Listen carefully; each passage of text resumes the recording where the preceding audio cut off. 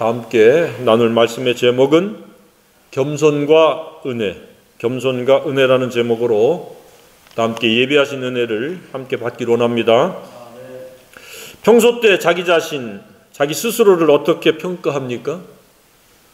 무엇의 기준에서 자기를 평가합니까?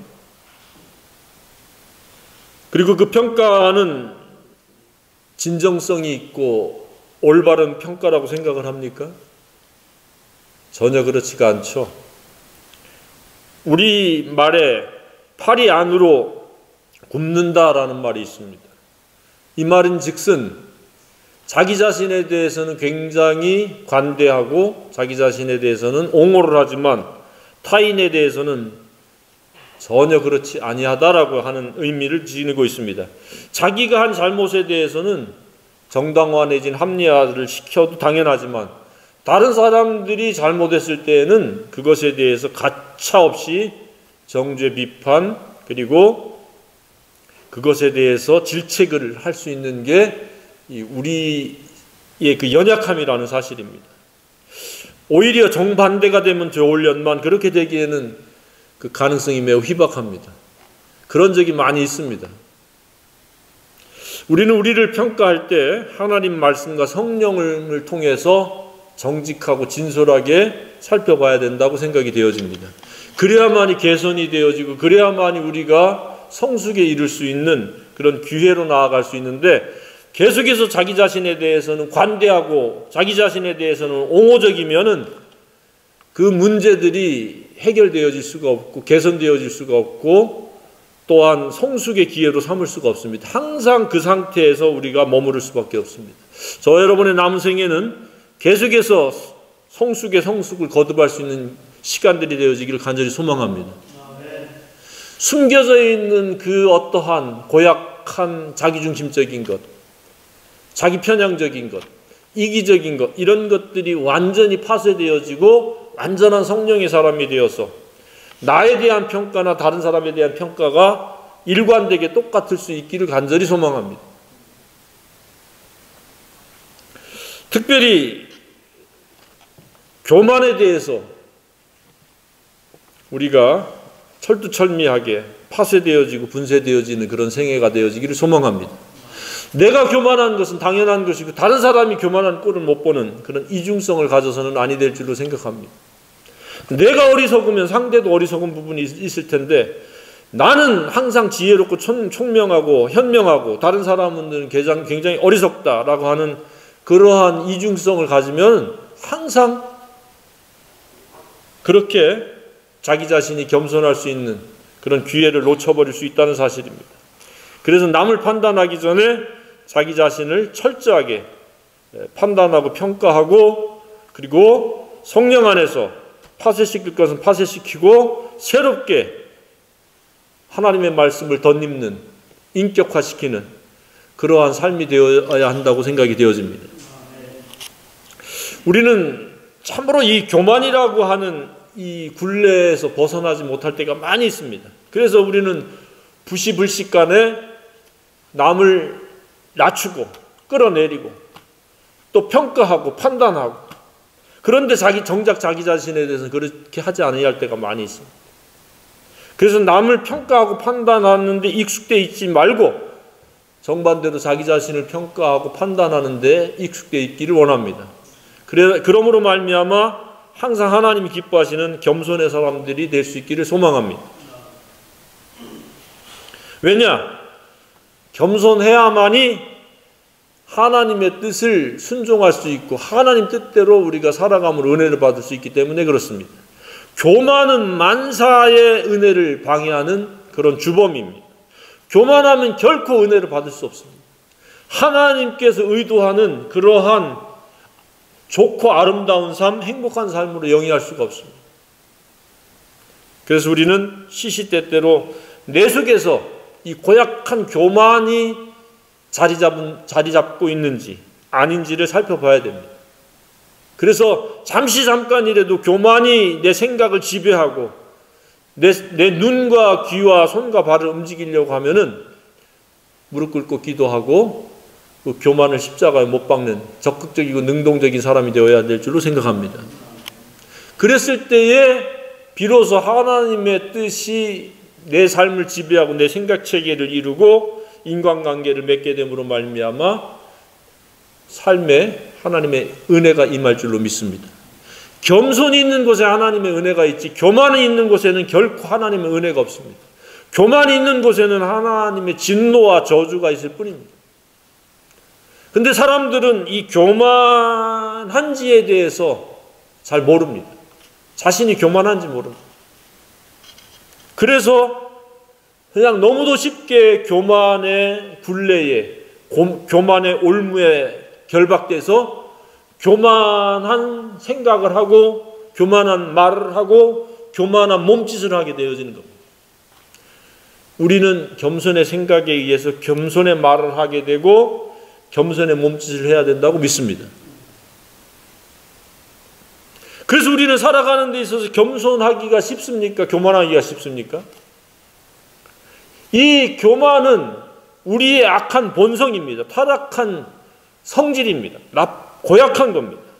그래서 우리가 아무 생각 없이 살아가면 우리는 무언중에 교만의 모드로 말하게 되고 보게 되고 행동할 수 있을 가능성이 높아지는 겁니다. 그래서 우리가 성령 안에서 깨어 있어야 됩니다. 그랬을 때 우리는 교만이 아닌 겸손의 모드로 생각체계를 이루고 말을 할 수 있게 되고 이러저러한 몸짓을 할 수 있게 되어진다고 생각이 되어집니다. 그래서 우리는 깨어 있어야 됩니다. 어떻게 깨어 있습니까? 매일매일 자기를 부인하고 자기 십자가를 지는 것은 물론이요, 말씀을 읽고 쉬지 않고 기도할 때 우리는 깨어 있는 사람, 겸손할 수 있는 사람이 되어질 줄로 믿습니다. 그러므로 은혜 받는 사람이 되어질 줄로 믿습니다. 은혜 받지 못하는 신자는 굉장히 불행한 사람입니다. 충분히 종교적이고 충분히 열심을 내고 충분히 충성하는 것처럼 보여도 은혜 받지 못하는 경우가 있는데 그것은 내면 세계에 교만이 꽁꽁 숨겨져 있을 때 그렇습니다. 그래서 뭔가 다 잘 될 것 같고 뭔가 순탄할 것 같고 뭔가 평안할 것 같고 하나님의 나라가 그 마음에 임재하고 생명을 얻고 또 풍성히 얻을 것 같은데 실상은 그렇지 못한 경우들이 있습니다. 그게 무엇 때문에 그렇습니까? 바로 교만 때문에 그렇습니다. 교만이란 무엇입니까? 하나님의 주권을 배제하고 하나님의 뜻을 무시해버리고 멸시하고 하나님의 뜻을 순종하지 않는 게 교만입니다. 왜 교만합니까? 내 뜻, 내 생각이 옳고 최선이라고 생각하기 때문에 그렇습니다. 그래서 교만은 패망의 선봉인 겁니다. 교만은 하나님의 은혜에 결코 나아갈 수가 없고 받을 수가 없습니다. 우리는 겸손해야 됩니다. 겸손은 하나님의 절대 주권 아래서 나는 티끌과 재와 같지만 은혜를 입어서 이렇게 하나님을 아버지라 부를 수 있는 특권을 가지게 됐다. 그래서 나는 하나님의 뜻에 굴복하고 하나님의 뜻에 순종하기 위해서 쉬지 않고 기도해야 된다 라는 것을 깨닫고 그렇게 실천하는 사람들이 겸손한 사람입니다. 그래서 과정은 평안이요 순탄이요 결과는 행복인 줄로 믿습니다. 그래서 그가 행복하다면 그는 하나님 앞에서 겸손한 사람일 수 있습니다.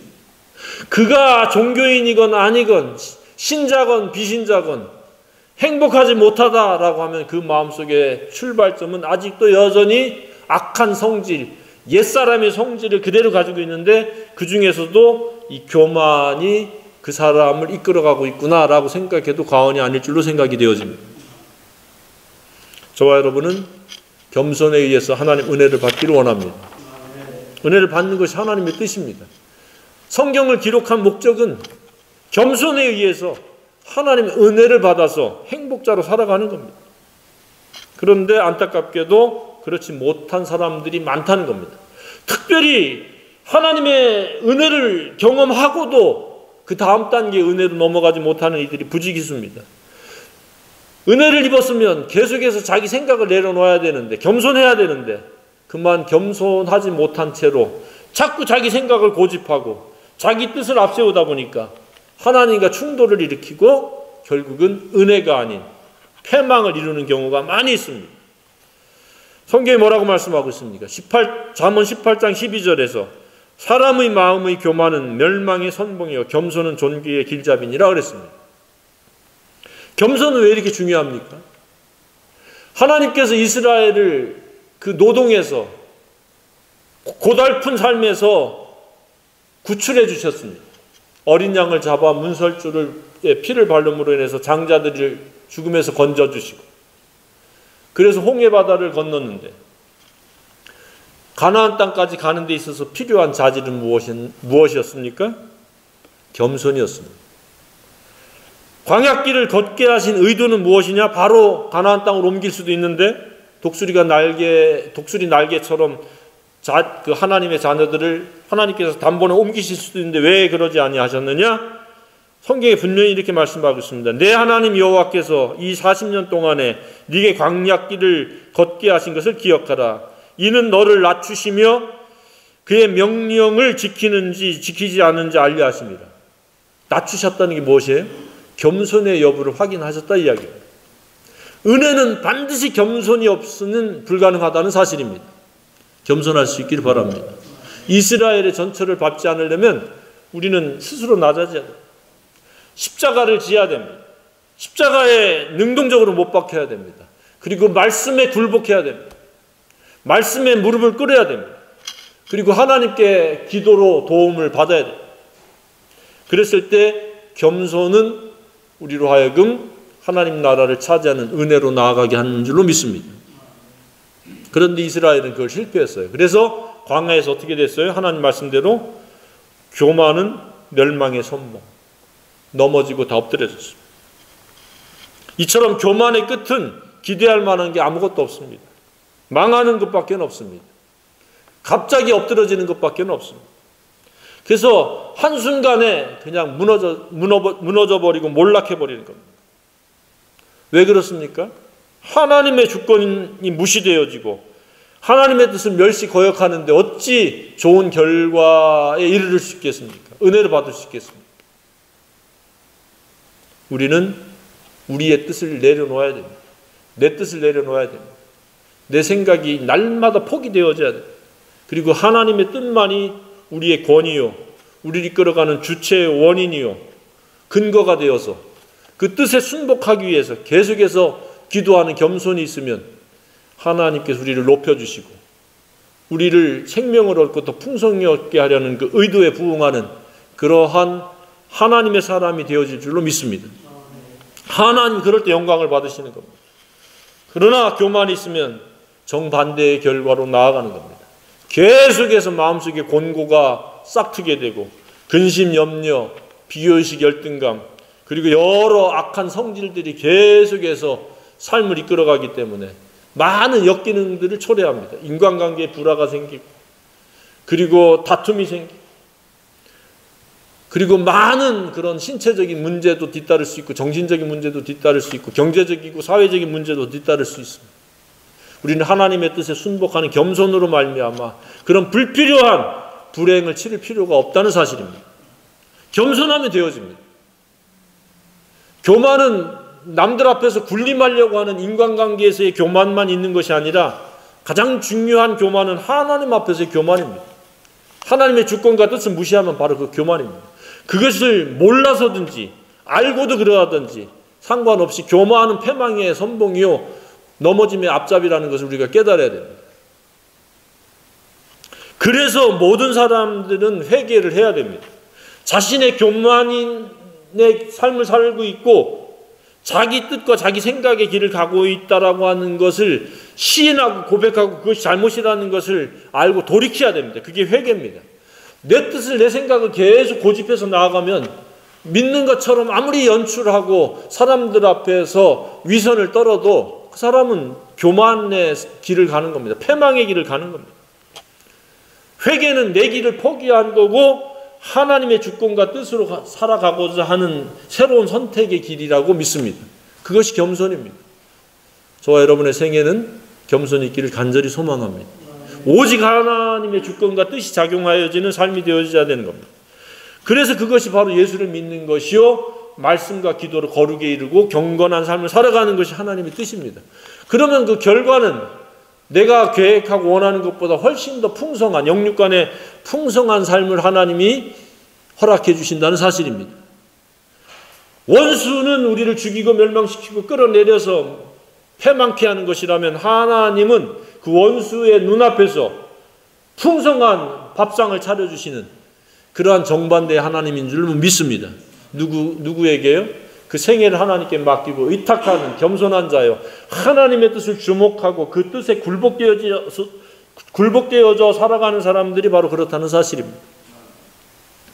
그래서 철저히 내 뜻이 아닌 하나님의 뜻으로 살아가는 자가 진정한 겸손자입니다. 뭔가 사람들 앞에서 굽신거리는 것이 겸손이 아닙니다. 물론 사람과 사람 사이에서 겸손도 필요합니다. 하나님께 겸손한 사람은 사람과 사람 사이에도 겸손한 줄로 믿습니다. 사람과 사람 사이의 겸손은 무엇입니까? 다른 사람을, 남을 나보다 낮게 여기는 겁니다. 그 사람의 단점이나 부족한 걸 보지 않고 장점을 보고 나보다 낫다라고 그렇게 이타적인 관점과 기준으로 대하는 것이 진정한 겸손인 줄로 믿습니다. 하나님은 하나님 앞에서도 겸손해야 되지만 사람 앞에서도 겸손하기를 원하십니다. 얼마만큼? 예수님처럼. 예수님은 하나님과 동등한 존재이신데 자신을 낮춰서 십자가에 죽기까지 복종했습니다. 그렇게 예수님의 겸손을 닮으라고 말씀하셨습니다. 우리가 어떻게 겸손할 수 있습니까? 자기를 부인하고 자기 십자가를 지는 것도 지어야 되지만 예수님의 겸손이 어떤 겸손인지를 나아가서 배워야 된다고 말씀하고 있습니다. 수고하고 무거운 짐진 자들아 다 내게로 오라. 내가 너희를 쉬게 하리니 나는 마음이 온유하고 겸손하니 나의 멍에를 메고 내게 배우라 그랬습니다. 예수님의 겸손을 배우시기를 바랍니다. 사람과 사람 사이에서도 자기를 낮추시길 바랍니다. 그러면 하나님이 대신 높여주실 줄로 믿습니다. 내가 상대편을 낮춤으로 인해 가지고 내가 높아지는 게 결코 아닙니다. 상대방을 높여줘야 됩니다. 진정한 겸손은 이타적인 사랑의 대접입니다. 대접을 받으려고 하는 게 아니라 대접하는 겁니다.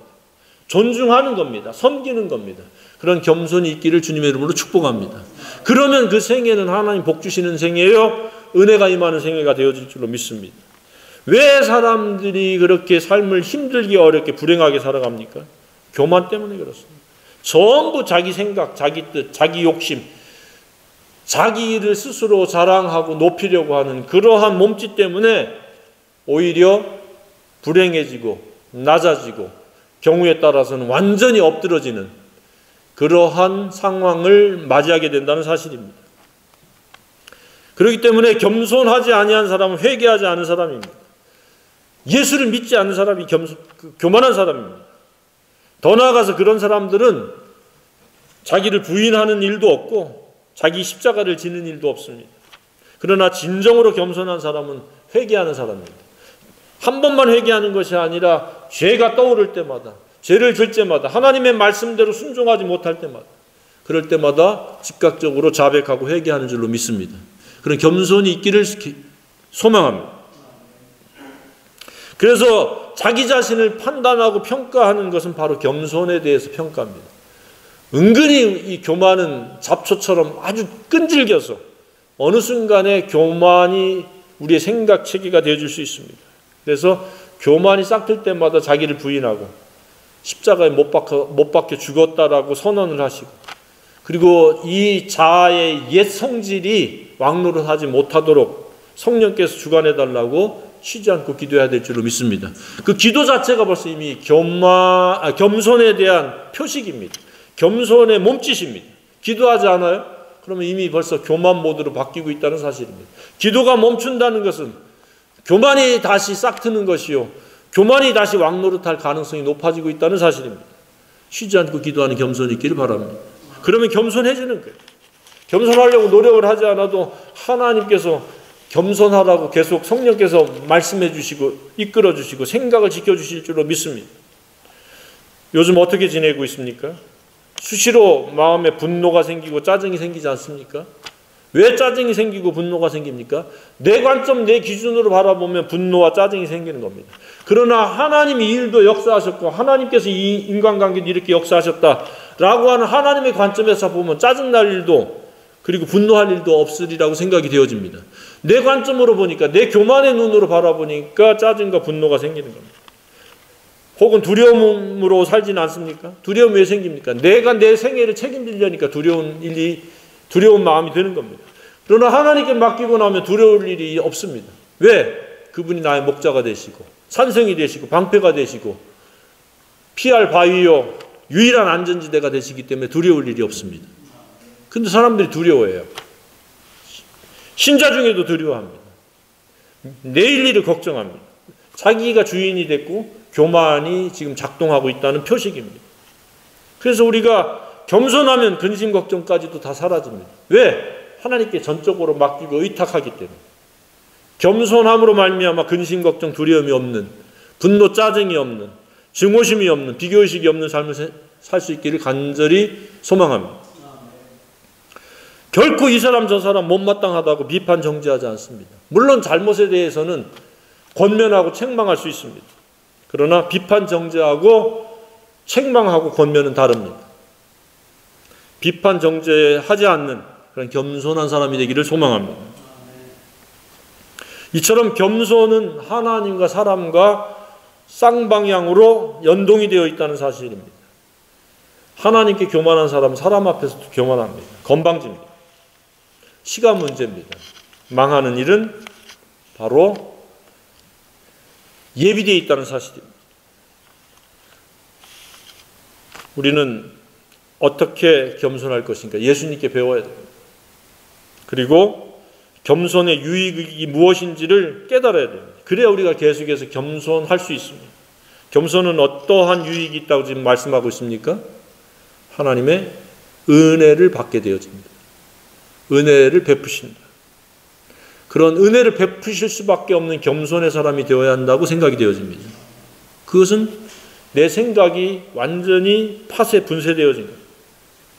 그리고 하나님의 뜻에 완전히 내 생각 체계가 이루어진 것. 그랬을 때 하나님의 은혜를 베푸시는데 베드로전서 5장 5절 하반절에도 하나님은 교만한 자를 대적하시되 겸손한 자들에게는 은혜를 주시느니라. 평강의 은혜를 주신 줄로 믿습니다. 모든 좋은 것을 더 많이 채워주실 줄로 믿습니다. 생명을 얻고 더 풍성히 얻게 하는 대상이 되게 하실 줄로 믿습니다. 그의 생각은 좋다라고 하는 하나님의 기뻐하심의 대상이 되어지고 그의 생애는 아름답다라고 하는 하나님이 흠양할 만한 산 제물의 영적 예배가 되어질 줄로 믿습니다. 그것은 겸손으로 시작되어진다는 것을 깨닫기를 바랍니다. 그리고 그 생애를 높여서 영광받도록 하나님이 하신다고 믿습니다. 그런 은혜가 저와 여러분의 생애가 되어지기를 소망합니다. 교만으로 말미암아 불필요한 불행을 초래하고 곤고를 초래하고 고통을 초래하는 것은 하나님의 뜻이 아닙니다. 우리에게 주신 생애가 오늘도 내일도 지속적으로 겸손에 의해서 하나님의 뜻이 순종되어지고 하나님이 영광 받으시는, 그래서 하나님의 나라가 임재하는 그런 행복한 삶이 되어지기를 주님의 이름으로 축복합니다.